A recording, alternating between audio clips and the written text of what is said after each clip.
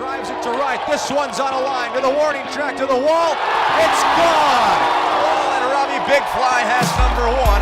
A 3-run home run for Rob Calabrese. In the season of first, the Wisconsin Rapids Rafters are officially your Northwoods League South Division first half champions. Welcome back to Witter Field. It's time for Rafters Pregame. Cooper Perkins and Sam Jellinek. We're back from a day off. The Major League Dream Showcase was yesterday and last night. Some Raptor players made their appearances, but it's good to be back for Raptors baseball. Everybody gets a nice day off. Raptors are back in town. Let's see if they can keep the winning streak going. Well, they have the Wisconsin Woodchcuks tonight. The Kalamazoo Growlers then come to town for 2, and then finally the 3 against Battle Creek on the road to round out the regular season. This time next week, the Raptors might still be playing. They might not. Either way, it would be an off day during the playoffs. So Monday, Tuesday, a day off, and then the championship series. So by all accounts, the Raptors will hope to be in that position. But for tonight, the Raptors enter on a 6-game winning streak. They've knocked off Lakeshore, they've swept Rockford, Kenosha, and also the opener against the Wisconsin Woodchucks the other night. We're right around at the top. We've come a full rotation around the starting rotation. It's on a 7-man loop right now. Eric Ligda is back to the bump just as he was in the opener of this winning streak on the road against Lakeshore.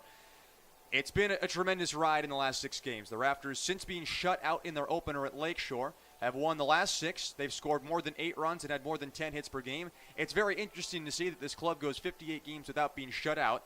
They're shut out twice in 3 games, and now they're back on an offensive tear. They're scoring plenty of runs, and they've won every day since. One thing I'd like to attribute that to is some of the new guys that have come in. This is a team where you thought maybe if they lose a guy like Demetrius Sims or Doak Dozier and now Patrick Cromwell, can they recover? Well, thankfully, the guys who have come in, the Andrew Turners, your Richie Palacios, and Brett Thompsons have been absolutely fantastic. Over the past 7 days, really since they have shown up and come into town, of the 35 RBIs the team has produced over the past 7 games, they have a quarter of them, which is absolutely amazing that these guys have come in, gotten comfortable right away, and really produced for this offense. Well, in addition to the new guys, there's one player who's been around since day one that has been a huge part of this winning streak, and that's center fielder Brandon Polizzi. We talked about him a little bit earlier on in this week when he was coming off the bench, and then Logan Maddox is released. His summer comes to a close, and now Polizzi is the everyday center fielder. He looks like a different player. He looks excited to be in the lineup every day. No longer is he the guy coming off in the 7th inning. Instead, he's the top of the lineup bat that this team has been looking for all season, really, and what he's done is get on base at a torrid pace. Not only has he been getting base hits, he's been drawing walks better than anyone on the team. 9 walks in his last 8 games. He's only struck out twice since the beginning of the winning streak. So when you look at the way he's battled at bats, he's just been difficult for opposing pitchers. And even more importantly, he's had extra base hits to go along with it. Last game, hits a double off the wall. Before that, he's able to rack up his first home run of the year. He's been taking pitches off the inside half that he used to be shooting the other way and now turning on them. That adds a completely different facet to his game that you really didn't know was there. And you look at the context of some of those big hits as well. Hugely important to the actual scope of the game. We saw him in Rockford hit a game-winning double down the left field line in the 12th inning. He comes back 2 days later, hits the home run that doesn't put the Raptors in front for good, but it ends up being the difference. They got insurance, and it ended up being a very crucial point in that game. And then a couple nights ago, he has another big hit, a game-winning single in the bottom of the 8th inning. So the Raptors have been able to get different contributions, but he's a guy that hadn't really been there most of the season in that light. He's scored in 6 straight games. They coincidentally have won 6 straight games. I think he's a huge part of that at the top. Now, we look at the Wisconsin Woodchucks, and this is a season-long matchup that has been entirely one-sided. The Raptors have won all 7 meetings with the Woodchucks this year. They're 1 win away from making it a season sweep, which is something that the franchise has never done against any single opponent, playing more than 4 times in a year. So the Raptors and Woodchucks a full 8-game slate, yet they're just a game away from making it a sweep. And this really hasn't been a product of chance. Most of these games haven't been close. When you're hitting .330 as an individual player, you're having a fantastic season. When you're hitting .330 as a team against another team, that's absolute domination. The Raptors have averaged 9.3 runs per game against the Woodchucks, and no matter almost how poorly you pitch, you can't lose those games, which is what the Raptors have done. They've straight up dominated. On this season, the Raptors as a team are just a little bit over plus 100 in the run differential, but against the Woodchucks, they're almost plus 40. So you look at that domination in the context of what it's meant for their whole season, and it's been huge. I mean, you get 7 wins. 6 of those come in a point where things were very competitive still. The Raptors obviously are playoff bound at this point, the first half champions, in all likelihood going to be the number 1 seed in the South Division. But these 7 wins against their rivals from Central Wisconsin have been paramount in shaping their positioning in the South Division. It's so interesting, though, as to why this Woodchuck team has become such a good matchup for the Rafters, because we know the Woodchucks are a very competent hitting team. For whatever reason, though, their bats seem to have fallen quiet for the most part. There have been a couple instances, they've gotten 5 runs here, they've gotten 6 runs there, but they haven't been putting up the totals we've seen from them otherwise. Entering 2 nights ago, they'd scored 90 runs in their previous 8 games. They come here, they score 5, and they fall 6-5. It's the same story that they've been falling victim to all season long. For whatever reason, suddenly their strengths become weaknesses when they play the Rafters, and they don't have the scoring to match the Rafters' offensive output. And if you're the Rafters, you like to believe in the notion that good pitching beats good hitting, and in this case, it absolutely does. The Rafters pitching staff, you got to give them all the credit in the world. Apparently, nobody else in the league can figure out this Woodchucks lineup 1 through 9, but the Rafters apparently have the magic elixir, which is absolutely fantastic. And we'll talk more about this when we get into the pitching matchup with Eric Ligda and his prior success against the Woodchucks. But one other facet that we didn't talk about off the air before coming on that's been hugely important in the Rafters' success, not just against the Woodchucks, but the entirety of the season, is the defense that they've played. They've been extraordinarily clean. They have the highest fielding percentage in the league, the fewest errors committed, and it shows. They don't beat themselves. And I think that's the mark of a very good team, that in order to beat a team like the Rafters on a consistent basis, it takes help. And I think that's one really big thing that goes to why they're so good against the Woodchucks. You give a team like the Woodchucks extra outs when they're hitting, they're going to take advantage of them. If there's 2 outs, nobody on, 3-hitter somehow gets on by an error, Steve Passatempo then comes up, 9 times out of 10, it seems like he's probably going to hit a 2-run bomb, and next thing you know, you're down by 2. I think you can look all the way back to the 3rd game of this season. That was June 2nd here, the first meeting between these two teams, and it set the stage for the whole season series, I think. The Rafters won it 13-3. Chris Cooper pitched very well, granted in a short outing, only 5 innings, but the Rafters won a game where the Woodchucks committed 6 errors. So it was a 6-1 error differential. And that's really been the story. The Rafters have been clean in the field. The Woodchucks have been sloppy at times. The Rafters have hit. The Woodchucks have not. They've been over-aggressive. They've allowed pitchers to be efficient and economical. You'll see instances where this team is over-aggressive, where they're trying to swing too much early in counts. Guys like Chris Cooper, who we saw the other night, who pound the strike zone and can hit spots on the edges, make it difficult for this team. They want to be aggressive, but a lot of times they're going to hit into outs on the 1st and 2nd pitch, and all of a sudden you're through 5 innings and the pitcher's thrown 52 tosses. And with going back to the defense, getting 27 outs is hard enough as it is in baseball.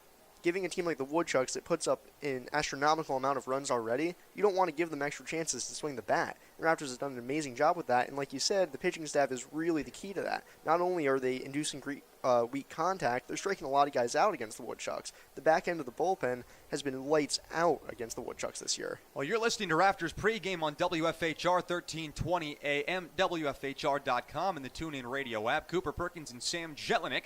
We're going to take a quick timeout. We'll go to a commercial break, come back in just a moment for the second half of our Rafters pregame show. Then we'll take you right on into first pitch. Rafters and Woodchucks for the final time this season here at Witter Field. Welcome back to Rafters Pregame. Cooper, Perkins, and Sam Jellinek on WFHR 1320 AM. Now, the Rafters and the Woodchucks, their 8th and final meeting of the season. It's been all Rafters to this point. That hasn't been a mistake. We talked about that before our last commercial break. There have been a couple of standouts, though. A couple of guys in the lineup that you look at the numbers that they've put up against this Woodchuck team and have been huge catalysts as to why this success has been so persistent. I'm thinking about guys like Joe Wainhouse, who probably will be in the lineup tonight with a right-hand pitcher on the mound. Jake Lumley, who has been consistent since day one, particularly against this Woodchuck team. The two of them have teamed up to really make things miserable for the Woodchucks. Their approach just fits perfectly for how the Woodchucks pitchers are. They're guys that don't throw a lot of strikes, and Wainhouse and Lumley are extremely patient at times. They work themselves into hitters' counts, and as we've seen, when Wainhouse gets into a 3-0 count, he can hit the ball to the moon. So, because the Woodchucks pitchers don't have very good control at this point, they just sit back, say, we'll wait for you to throw me a strike, and when you do, I'm going to mash it.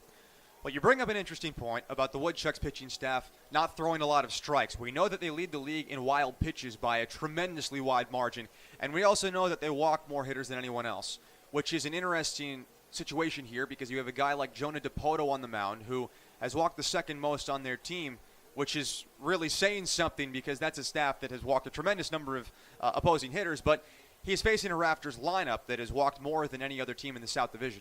And that's just not a good matchup at all for Jonah DePoto. When you're giving up walks at a higher rate than you're striking guys out, there's a big problem there. And the Rafters, thankfully, they like to walk a lot. They say, you know what, if you're going to give me my walk, I'll take my base. You know what, the next guy in the lineup, he'll probably get a hit off you. Or if he doesn't, the next guy after him will. It's a real process of being able to say, I'll take a walk.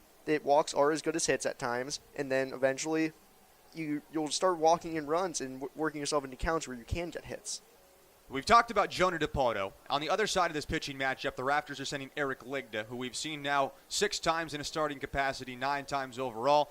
And I think we have a good feel for what he's going to be approaching these Woodchuck hitters with.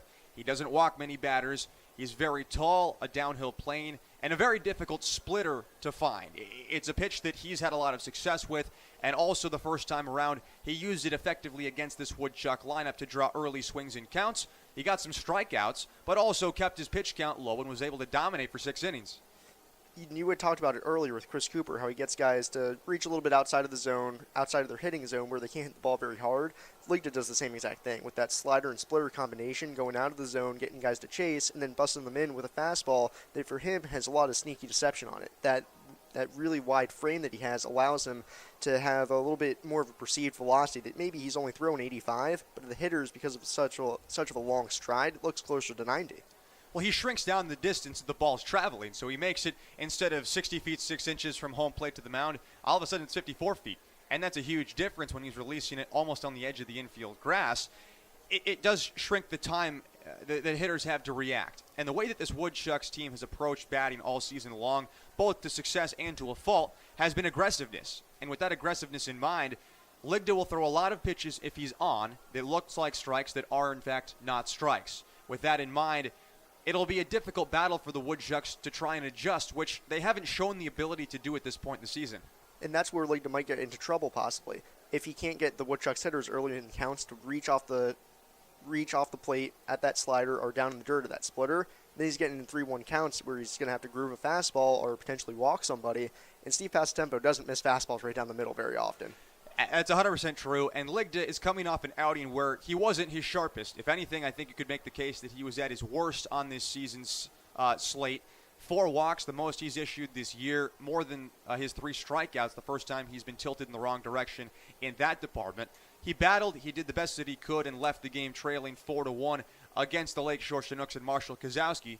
Thankfully for Ligda, the Rafters lineup picked him up and scored 5 runs and ended up winning the game. But for him, you have to think that he's looking at a way to try and rebound from that. He didn't have his good stuff, but sometimes you just don't have your good stuff. He wasn't really able to get it done the way he would have liked to, even though he was struggling with his control. We've seen at times that Ligda this year won't have his best control, but he can battle through. He's a guy that will really just fight out there on the mound and work and say, you know what, maybe I don't have my best stuff today, but I got to make do with what I do have. And that's going to be key against the Woodchucks, because if he does go out there in the first inning and realizes my slider's not that sharp, my splitter's not getting that really good downward movement, you got to figure out other ways to get these guys out, which will rely a lot on deception and changing speeds. I think having watched every game that he's pitched and discussed it with some of the coaching staff and really gotten a sense for what his feeling was, I think he's had his best stuff twice this season, which is about in line with what you'd expect.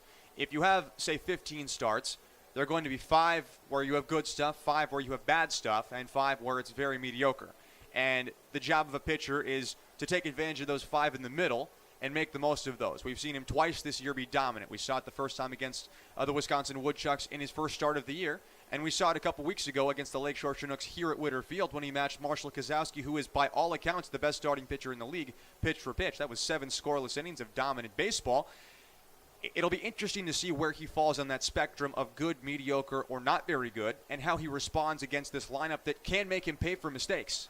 And the key to that is figuring out very early on which way he's going to be tilting. Because if he takes a little bit while to figure it out and be like, I'm not quite sure where my stuff is, try a slider that you think, my slider, I think it's got really tight rotation today, ends up in the left field bleachers. You got to know very early on, and coming out of the bullpen really at the start of the game, where Ligda is in his stuff. Because as long as he knows where he is, the Woodchucks don't know that, and he can work that to his advantage. Well, we're coming up on first pitch here at Witter Field. 7:05 is our start time. We'll head to one more commercial break and come back with first pitch. You've been listening to Rafters Pregame with Cooper Perkins and Sam Jellinek on WFHR 1320 AM. As always, a pleasure. Stay tuned for more when we come back.